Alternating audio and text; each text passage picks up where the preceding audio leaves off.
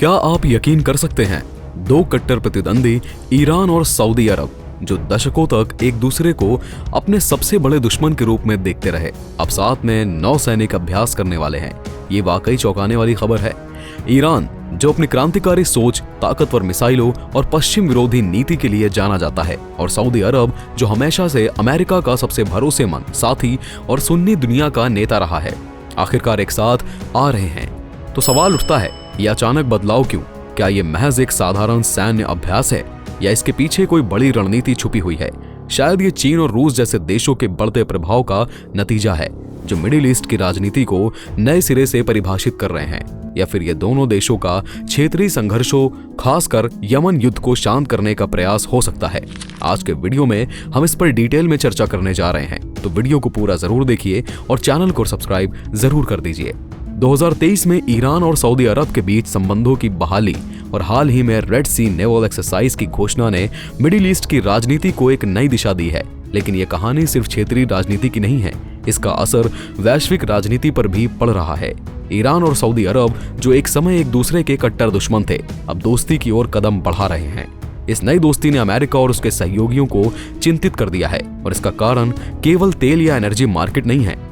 Iran और Saudi अरब का ये गठबंधन इसलिए भी चौंकाने वाला है क्योंकि ये दोनों देश लंबे समय से एक दूसरे के खिलाफ प्रॉक्सी वॉर लड़ते आ रहे हैं। यमन, सीरिया और इराक जैसे देशों में दोनों ने विपरीत पक्षों का समर्थन किया, लेकिन जब 2023 में चीन ने इन दोनों देशों के बीच मध्यस्थता की और डिप्लोमेटिक रिलेशन फिर से शुरू करने का समझौता हुआ, तो ये पूरी दुनिया के लिए एक बड़ा सरप्राइज था। इस समझौते ने एक नई शुरुआत का संकेत दिया और ये दिखाया कि पुराने दुश्मन भी अपने मतभेद भुलाकर एक साथ आ सकते हैं। अमेरिका को इस सहयोग से डरने की कई वजह हैं। पहली और सबसे बड़ी वजह यह है कि सऊदी अरब लंबे समय से अमेरिका का करीबी सहयोगी रहा है। सऊदी अरब ने दशकों तक अमेरिका के साथ डिफेंस, एनर्जी और ट्रेड जैसे कई क्षेत्रों में मजबूत रिश्ते बनाए रखे।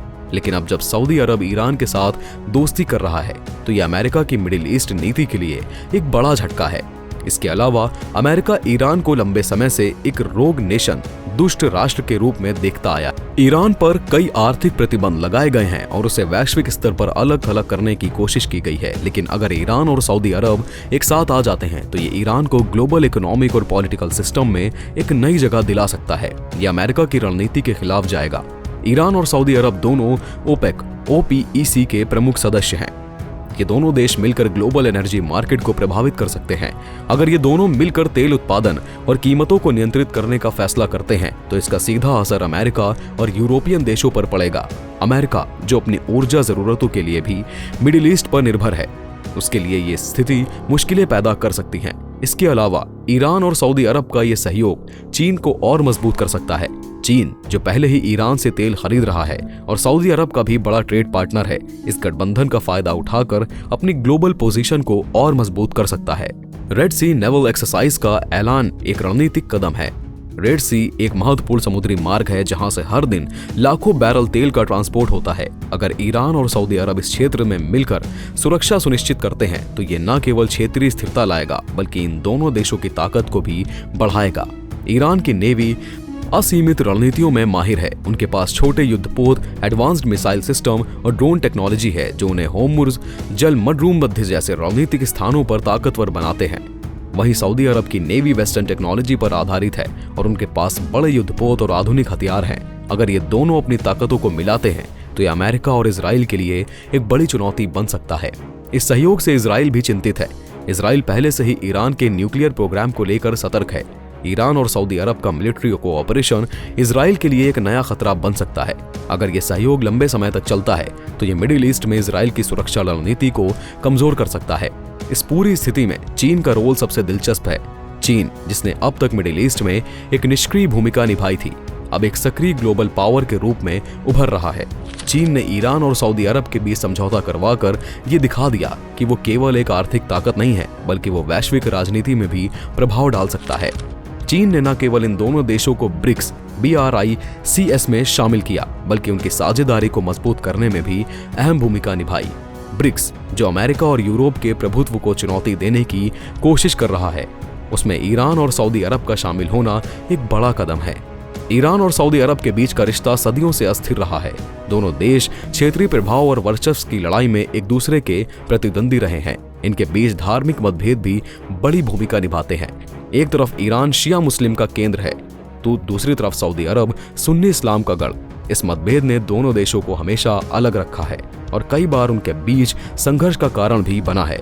हाल ही में हुए समझौते ने क्षेत्रीय राजनीति में एक नई उम्मीद जगाई है, लेकिन सवाल ये उठता है कि क्या यह समझौता लंबा होगा या केवल अस्थायी राजनीतिक लाभ के लिए किया गया है। इतिहास गवाह है कि दोनों देशों के बीच ऐसे समझौते पहले भी हुए हैं, लेकिन वो लंबे समय तक टिक नहीं पाए। अगर ये सहयोग जारी रहता है तो ये मिडिल ईस्ट की राजनीति को एक नए आयाम दे सकता है। यमन, सीरिया और लेबनान जैसे देशों में चल रहे संघर्षों पर इसका सकारात्मक प्रभाव पड़ सकता है। वैश्विक स्तर पर भी इसका असर महसूस किया जाएगा, क्योंकि ये दोनों देश ऊर्जा उत्पादन के बड़े केंद्र हैं। यह सहयोग सिर्फ एक शुरुआत है। ये देखना महत्वपूर्ण होगा कि दोनों देश अपने आपसी मतभेदों को सुलझाने में कितने सफल रहते हैं। अगर वो लंबे समय तक एक साथ काम करते हैं तो ये क्षेत्रीय शांति और स्थिरता एक दिशा में एक बड़ा कदम होगा। ये सहयोग मिडिल ईस्ट के अन्य देशों के लिए वाकई एक मिसाल बन सकता है। दशकों से मिडिल ईस्ट में शिया और सुन्नी मतभेद ने इस्लामिक दुनिया को अलग अलग ध्रुवों में बांट रखा था। ईरान और सऊदी अरब के बीच के यह सहयोग ये संदेश देता है कि पुराने दुश्मन भी अगर बातचीत और समझौते की राह पर चले तो आपसी मतभेद सुलझाए जा सकते हैं। ये सिर्फ दो देशों के बीच का समझौता नहीं है, बल्कि पूरे मिडिल ईस्ट के लिए एक नई शुरुआत हो सकती है। अगर ये दोनों देश साथ आ सकते हैं तो अन्य देशों के लिए भी ये प्रेरणा बन सकता है कि बातचीत और सहयोग से क्षेत्रीय स्थिरता लाई जा सकती है। इसके अलावा ये सहयोग अमेरिका और यूरोप जैसे बाहरी शक्तियों के लिए एक नई चुनौती है। मिडिल ईस्ट दशकों से इन बाहरी ताकतों के प्रभाव में रहा है, लेकिन अगर क्षेत्रीय देश आपसी मुद्दों को खुद सुलझाने लगेंगे तो बाहरी हस्तक्षेप की जरूरत कम हो जाएगी। इससे अमेरिका और यूरोप की शक्ति और दबदबा कमजोर हो सकता है। साथ ही ये चीन जैसे देशों को मिडिल ईस्ट में अपनी जगह बनाने का मौका भी देता है। कुल मिलाकर ये सहयोग मिडिल ईस्ट के लिए एक नई दिशा तय कर सकता है, जो न केवल क्षेत्रीय शांति बल्कि वैश्विक राजनीति को भी प्रभावित करेगा। ईरान और सऊदी अरब का ये नया सहयोग मिडिल ईस्ट की राजनीति में एक बड़ा बदलाव है।